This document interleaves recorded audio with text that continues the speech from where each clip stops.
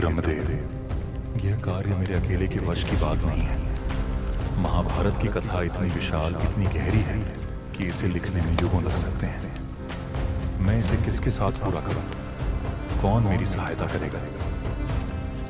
व्यास, यह केवल एक कथा नहीं बल्कि युगों युगों तक मानवता के लिए एक मार्गदर्शक होगी। इस कार्य के लिए तुम्हें एक दिव्य सहायक की आवश्यकता है।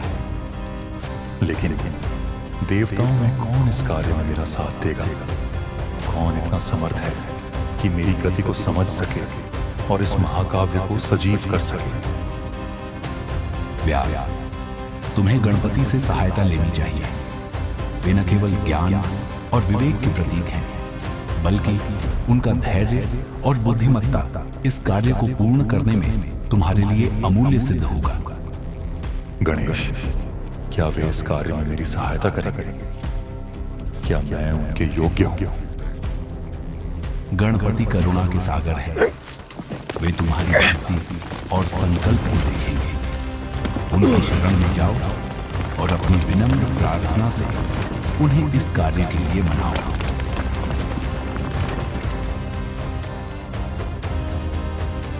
यदि गणेश ही मेरी सहायता कर सकते हैं तो मैं उनके पास जाऊंगा, चाहे बर्फीले पर्वत हों या दुर्गम मार्ग। मैं उन्हें ढूंढने के लिए हर प्रयास करूंगा।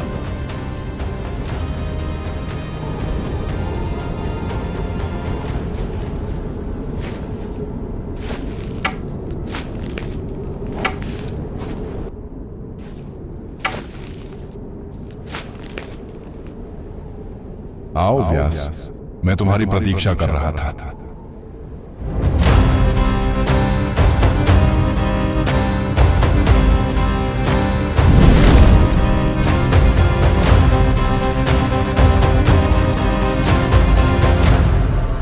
प्रभु गणेश, आपको मेरा सादर प्रणाम।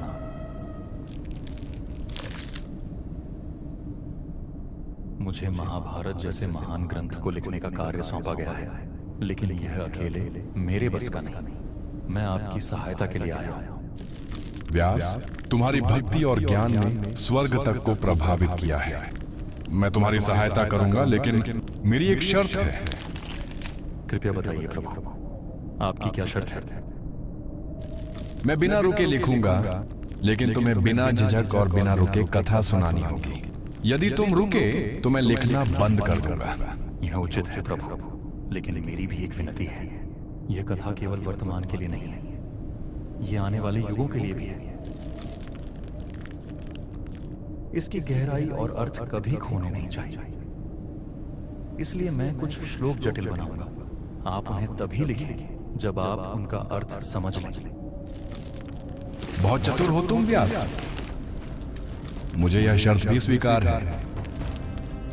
आओ व्यास।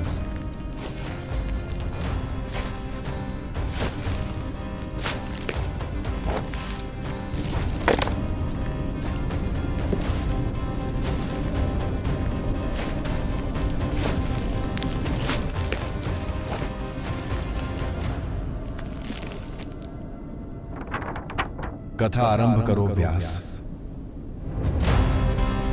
नारायणं नमस्कृत्य नरं चैव नरोत्तमं देवीं सरस्वतीं चैव ततो जयम् उदीर्ये।